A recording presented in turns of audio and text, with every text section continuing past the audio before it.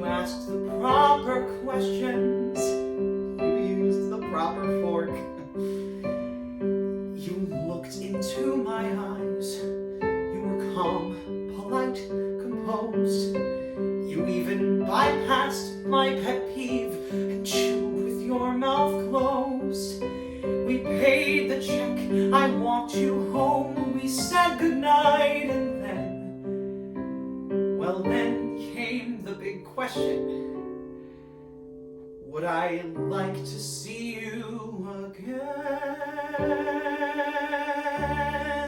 Well, I should make a date without my book in front of me, because I'm always double booking, which can cause catastrophe. And although it's never personal, just merely oversight, I've ticked off many friends and with my mother had a fight about my irresponsibility and how it's downright rude to be so absent-minded and show such ingratitude as to not remember who and what and where I said I'd be. But my mother is impossible and somehow doesn't see that it's simply lack of focus or just too much on my mind, so that little things like names and dates get somehow left behind in some file I cannot access in some corner of my brain. But I didn't mean to bring Mom up or stand here and complain, for the simple point I'm trying to make, despite the time it took, is that I really can't do anything without my friggin' book.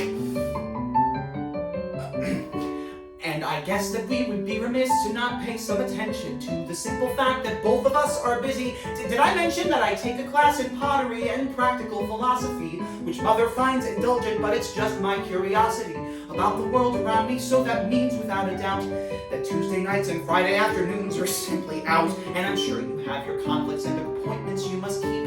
And then there's all the little things like laundry, food, and sleep. Not to say that it's impossible and far from insurmountable. It's just that as two grown-ups we must all be held accountable for all the little details and demands upon our time, which should somehow seem ridiculous and make an uphill climb of our day-to-day existence like a race that can't be won, and all but just eliminate the time from any fun. And I really now should mention, although maybe it's too soon, I tend to be a little shy and hide in my cocoon. I really am the quiet type and what they call old-fashioned, where the physical affection for the one I date is rationed out in small amounts, and over time it takes a while to bloom. And moving on to second base takes months, so don't assume that the speed of my libido has a thing to do with you. It's really just some Catholic crap that I'm still working through. And then there is the question that is open for debate, of whether I'm in any frame of mind to even date.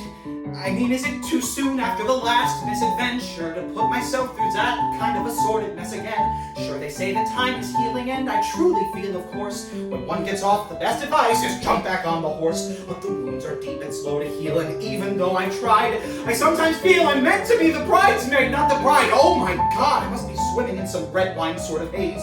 Resorting now to metaphors and tired old cliches. You must really not forgive me, because it's far from illustrative of the normal sort of guy I am, who's smart and so creative. This rambling's got to cease, for I know you must be weary of this seemingly ridiculous avoidance of your query. So, I guess the simple truth, which defies all comprehension, if there was a quicker path to take than this prolonged invention. When you asked me for another date, it caused me to digress.